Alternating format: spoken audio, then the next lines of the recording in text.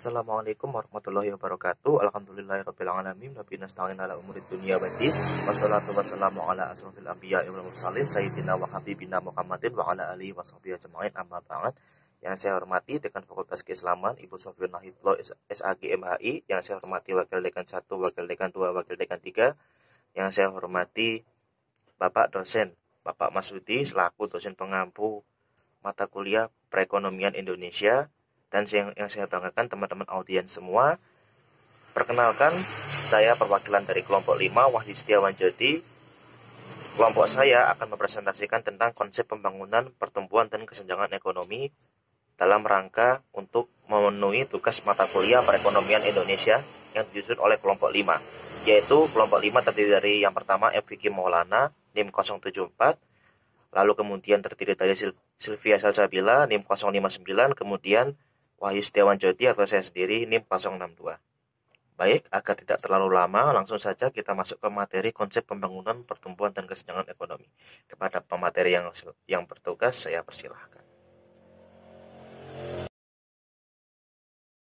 Materi pembahasan dari kelompok 5 perekonomian Indonesia itu ada 6. Yang pertama yaitu konsep pembangunan ekonomi. Yang kedua, pertumbuhan dan kesenjangan ekonomi. Yang ketiga, masalah kemiskinan dan penyebabnya. Yang keempat, indikator kesenjangan ekonomi dan kemiskinan.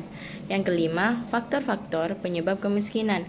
Dan yang terakhir, yaitu kebijakan menanggulangi dan mengentaskan kemiskinan. Assalamualaikum warahmatullahi wabarakatuh. Perkenalkan, nama saya Wahyu Setiawan Jodi, NIM 1907211000062. Di sini saya akan menjelaskan dan melanjutkan penjelasan materi yang telah dipresentasikan oleh teman-teman saya sebelumnya. Lanjut, yaitu yang pertama yaitu konsep pembangunan ekonomi. Kita bahas pengertiannya dulu ya. Pengertian, menurut Kamus Besar Bahasa Indonesia, pembangunan memiliki arti proses, cara, dan perbuatan membangun. Sementara ekonomi memiliki arti ilmu tentang asas-asas produksi, distribusi, dan pemakaian barang, jasa, serta kekayaan.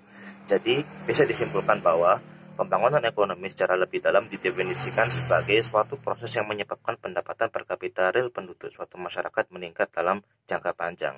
Sehingga bisa kita simpulkan adalah pembangunan ekonomi itu sifatnya itu secara umum, bukan secara personal atau yang lainnya ya. Sehingga pembangunan ekonomi ini memiliki keterkaitan dengan pendapatan yang ada di masyarakat. Baik, lanjut. Pembangunan ekonomi memiliki keterkaitan dengan pendapatan per kapita real, dan juga pembangunan ekonomi dilaksanakan secara terstruktur dan terus-menerus, bukan berhenti di suatu kondisi tertentu. Secara umum, permasalahan yang ada pada RPJMN atau Rencana Pembangunan Jangka Menengah Nasional tahun 2004 sampai 2009 ada 8. Yang pertama itu tingginya angka pengangguran dan penduduk berstatus miskin. Yang kedua itu rendahnya kualitas SDM yang ada di lapangan kerja. Lalu yang ketiga itu kesenjangan pembangunan yang terjadi antar wilayah dan kelompok. Lalu yang keempat itu menurunnya kualitas SDA dan lingkungan. Lalu yang kelima itu minimnya kesadaran dalam penegakan hukum dan keadilan. Lalu yang keenam, melonjaknya angka kejahatan sosial. Yang ketujuh, ancaman separatisme dan rendahnya kemampuan hukum. Lalu yang terakhir yaitu sistem pengelolaan kelembagaan yang masih rapuh dan lemah. Baik, lanjut ya. Adapun 3 tujuan yang hendak dicapai dalam melaksanakan pembangunan nasional, atau tujuan-tujuan ini bisa dibilang tujuan yang umum, yang mana tujuan ini sudah dipegang oleh masing-masing wilayah atau daerah. Yang pertama yaitu pertumbuhan ekonomi yang tinggi dan saling berkesinambungan. Saya ulangi sekali lagi, yang pertama yaitu pertumbuhan ekonomi yang tinggi dan saling berkesinambungan. Maksudnya berkesinambungan itu maksudnya gimana sih? Jadi maksudnya itu berkesinambungan itu antara wilayah satu dan wilayah lain itu sama rata, sehingga tidak ada kesenjangan dalam pertumbuhan ekonomi itu sendiri. Misalnya daerah A itu memiliki pertumbuhan ekonomi yang baik di bidang pertanian, maka daerah-daerah yang lain setidaknya itu apabila tidak menguasai di bidang pertanian, setidaknya menguasai di bidang lain seperti bidang peternakan dan sebagainya.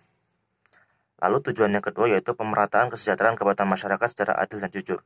Ini merupakan tujuan dari pembangunan ekonomi yang paling utama ya. Kenapa? Karena pembangunan ekonomi pada dasarnya itu didasarkan kepada rakyat, kepada kemaslahatan rakyat. Sehingga pembangunan nasional yang baik itu pembangunan yang tercapai apabila rakyat semua mendapatkan kesamarataan dalam kemanfaatan dari pembangunan nasional itu sendiri. Lalu kemudian terpeliharanya kestabilan SDA dan lingkungan. Percuma apabila pemerintah dan masyarakat mengatakan pembangunan nasional terstruktur, canggih, dan korporatif, tapi SDA tidak terpelihara. Itu hanya akan merusak dan menyebabkan ketidakseimbangan ekosistem dan lingkungan yang ada di sekitar. Baik, kita lanjut ke materi selanjutnya, yaitu pertumbuhan dan kesenjangan ekonomi. Kita mungkin sering mendengar ya istilah pertumbuhan ekonomi. Namun, apa sih sebenarnya pertumbuhan ekonomi itu? Baik, kita bahas. Pertumbuhan ekonomi adalah kenaikan produk nasional bruto dalam suatu negara. Menurut definisi lain, pertumbuhan ekonomi merupakan sebuah upaya dalam melakukan peningkatan kapasitas produksi untuk mencapai penambahan output yang diukur dengan menggunakan produk domestik bruto maupun produk domestik regional bruto dalam suatu wilayah. Lanjut. Beberapa faktor atau komponen utama dalam menciptakan suatu pertumbuhan ekonomi. 3 faktor tersebut adalah yang pertama kemajuan teknologi, yang kedua pertumbuhan penduduk, lalu yang ketiga adalah akumulasi modal. Kita bahas satu-satu. Kemajuan teknologi. Kenapa kemajuan teknologi mempengaruhi pertumbuhan ekonomi? Karena pada dasarnya apabila kita menggunakan kemajuan teknologi dengan baik, maka distribusi dari penjualan barang lokal ke mancanegara dan sebagainya itu lebih cepat. Karena kemajuan teknologi sekarang kan memudahkan kita dalam informasi dan teknologi, yang memudahkan kita dalam pekerjaan kita sehari-hari, yang mana juga menjadikan akses informasi dan transaksi juga lebih mudah dilakukan, sehingga kemajuan teknologi itu berpengaruh besar dalam pertumbuhan ekonomi. Kemudian pertumbuhan penduduk memberikan pengaruh terhadap kebutuhan lapangan pekerjaan, serta memungkinkan adanya peningkatan dalam daya beli masyarakat, yang nantinya apabila dalam daya beli masyarakat dalam negeri itu meningkat, otomatis pendapatan per kapita yang ada di suatu wilayah itu juga meningkat juga, sehingga itu juga akan menimbulkan pertumbuhan ekonomi yang cukup baik dan cukup pesat apabila terus meningkat ya, dan tidak mengalami penurunan. Kemudian akumulasi modal itu bagaimana cara untuk mengelola modal yang dimiliki oleh masyarakat itu sendiri atau modal yang dimiliki oleh pemerintah.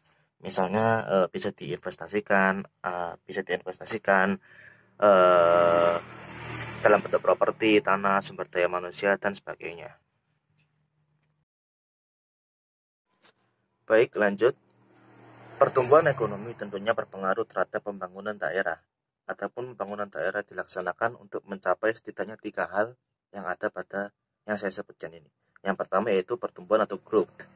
Maksud dari pertumbuhan di sini adalah kemampuan sumber daya manusia dalam memanfaatkan berbagai sumber daya lain untuk menghasilkan sesuatu yang lebih produktif serta bermanfaat bagi pembangunan. Misalnya seperti membuka lapangan pekerjaan dan lain sebagainya.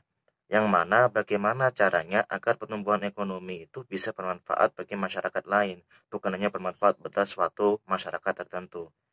Sehingga masyarakat itu bisa menikmati akses dari pertumbuhan ekonomi tersebut secara penuh gitu, tanpa dibatasi oleh kepentingan oknum tertentu. Kemudian tujuan yang kedua yaitu pemerataan.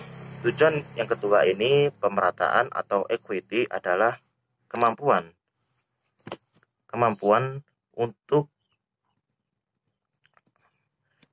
dalam menyamaratakan manfaat atas hasil yang diperoleh pada poin pertama tadi atau pertumbuhan. Tentunya pada pemerataan dilakukan agar hasil yang diperoleh atas pembangunan daerah dapat digunakan secara maksimal. Maksud dari pemerataan ini adalah bagaimana caranya agar hasil yang dihasilkan oleh pertumbuhan tadi itu bisa merata gitu, sehingga tidak ada kesenjangan atau kecemburuan sosial yang terjadi antara wilayah satu dengan wilayah yang lainnya atau masyarakat satu dengan masyarakat yang lainnya, sehingga pertumbuhan ekonomi itu bisa benar-benar merata pada setiap lapisan masyarakat. Kemudian berkelanjutan atau sustainability, yaitu pembangunan ekonomi suatu daerah yang dilaksanakan harus menghasilkan sesuatu yang menguntungkan dan bermanfaat, sehingga pembangunan dapat dilaksanakan secara berkelanjutan. Maksudnya di sini adalah Pembangunan yang bermanfaat nantinya akan menghasilkan sesuatu yang lebih bermanfaat lagi, sehingga hasil dari perkembangan yang berkelanjutan tersebut bisa digunakan oleh generasi kita seterusnya, sehingga bisa digunakan secara terus menerus dan bisa bermanfaat secara terus menerus. Baik, mungkin itu saja yang dapat saya sampaikan. Untuk selanjutnya akan disampaikan oleh teman saya. Kurang lebihnya mohon maaf. Wassalamualaikum warahmatullahi wabarakatuh. Slide selanjutnya yaitu tentang masalah kemiskinan dan penyebabnya. Kemiskinan secara umum didefinisikan sebagai kondisi saat seseorang atau sekelompok orang tak mampu memenuhi hak-hak dasarnya untuk mempertahankan dan mengembangkan kehidupan yang bermartabat. Di Indonesia sendiri, dalam menghitung kemiskinan memakai konsep perhitungan kemampuan memenuhi kebutuhan dasar. Dengan konsep ini, definisi kemiskinan yang sangat luas mengalami penyempitan makna karena kemiskinan hanya dipandang sebagai ketakmampuan dari sisi ekonomi untuk memenuhi kebutuhan dasar makanan dan bukan makanan. Slide selanjutnya yaitu tentang faktor penyebab kemiskinan. Faktor penyebab terjadinya kemiskinan yaitu ada dua. Yang pertama, adanya faktor internal berupa kebutuhan yang segera harus terpenuhi, namun tidak memiliki kemampuan yang cukup dalam berusaha mengelola sumber daya yang dimiliki. Atau dalam kata lain, keterampilan tidak memadai, tingkat pendidikan yang minim, dan lain-lain. Yang kedua yaitu faktor eksternal, berupa bencana alam seperti halnya krisis ekonomi, serta tidak adanya pemihakan berupa kebijakan yang memberikan kesempatan dan peluang bagi masyarakat miskin. Ada 5 karakteristik penduduk miskin, antara lain yang pertama, tidak memiliki faktor produksi sendiri. Yang kedua, tidak mempunyai kemungkinan untuk memperoleh aset produksi dengan kekuatan sendiri. 3. Tingkat pendidikan pada umumnya rendah. Yang keempat, banyak di antara mereka tidak mempunyai fasilitas. Yang terakhir yaitu di antara mereka berusia relatif muda dan tidak mempunyai keterampilan atau pendidikan yang memadai. Indikator kesenjangan ekonomi dan kemiskinan. Kesenjangan sosial pun bukan hanya berlangsung antar daerah, tetapi juga antar wilayah.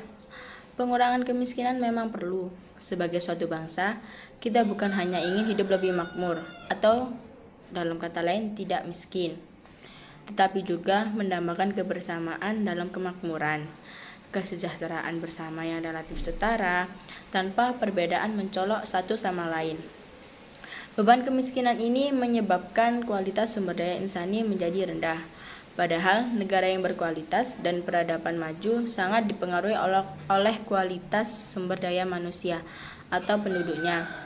Beban kemiskinan ini juga diperkuat dengan adanya urbanisasi, di mana masyarakat berlomba-lomba mencari penghidupan di kota-kota besar yang menjanjikan kehidupan lebih baik. Akibatnya, beban perkotaan menjadi lebih berat, sementara sektor pertanian menjadi terabaikan. Assalamualaikum warahmatullahi wabarakatuh. Perkenalkan, nama saya Muhammad Fikri Maulana, selaku anggota dari kelompok 5. Di sini saya akan mempresentasikan materi tentang faktor-faktor penyebab kemiskinan. Untuk faktor yang pertama yaitu tingkat pendidikan yang rendah. Tingkat pendidikan yang rendah membuat seseorang kurang memiliki keterampilan, wawasan, serta pengetahuan yang memadai untuk kehidupannya. Untuk faktor yang kedua yaitu malas kerja. Orang yang malas kerja bisa berdampak pada tingkat pengangguran yang tinggi. Yang ketiga yaitu kualitas kesehatan yang buruk.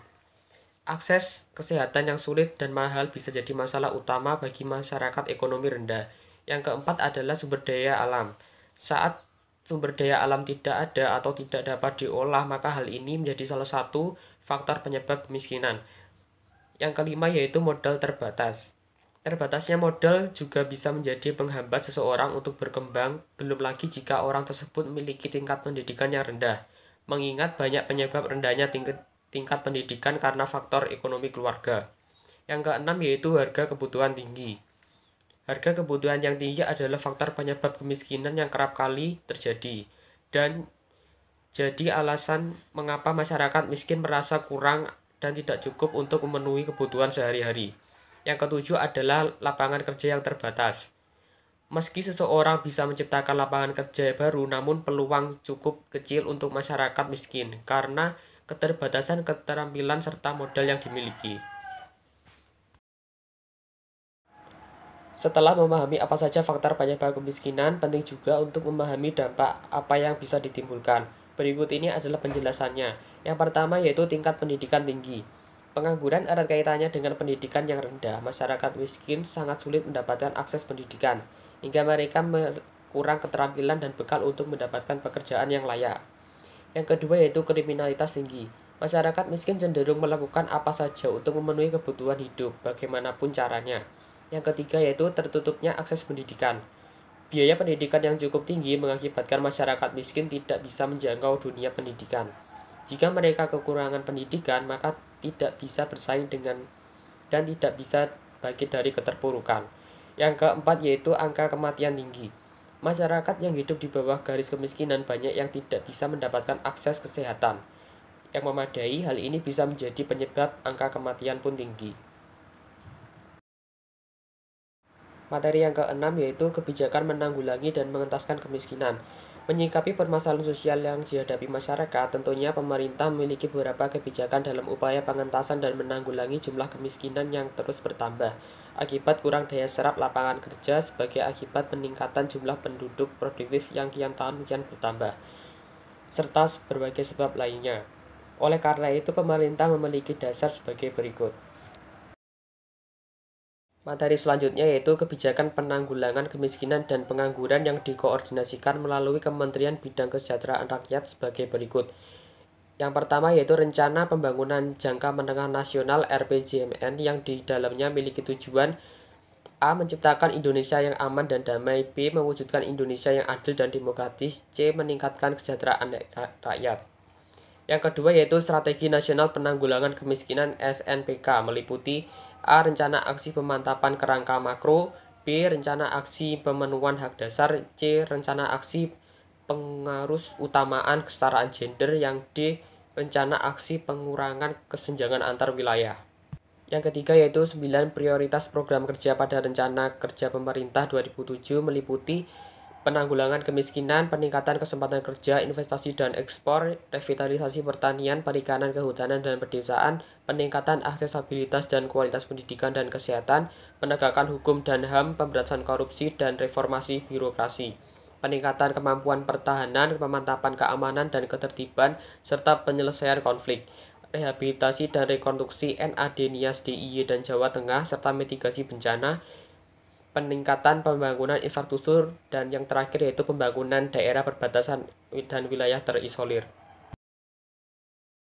Materi selanjutnya yaitu B. Fokus kebijakan pemerintah dalam percepatan penanggulangan kemiskinan dan pengangguran. Yang pertama yaitu meningkatkan anggaran program berkaitan langsung maupun tidak langsung dengan penanggulangan kemiskinan dan pengangguran dilaksanakan dengan pendekatan pemberdayaan komunitas dan kegiatan padat karya. Yang kedua yaitu mendorong APBD provinsi, kabupaten, dan kota pada tahun-tahun selanjutnya untuk meningkatkan anggaran bagi penanggulangan kemiskinan dan perluasan tenaga kerja. Yang ketiga yaitu tetap mempertahankan program lama atau baru seperti Raskin, BOS, asuransi miskin, KIP, KIS, dan sebagainya. Yang keempat yaitu akselerasi pertumbuhan ekonomi dan stabilitas harga, khususnya harga bahan pokok. Strategi pembangunan ekonomi daerah di sini terbagi menjadi 4. Yang pertama yaitu strategi pengembangan fisik atau lokalitas. Tujuannya yaitu untuk menciptakan identitas daerah atau kota, memperbaiki basis pesona atau kualitas hidup masyarakat, dan juga memperbaiki daya tarik pusat kota dalam upaya untuk memperbaiki dunia usaha daerah.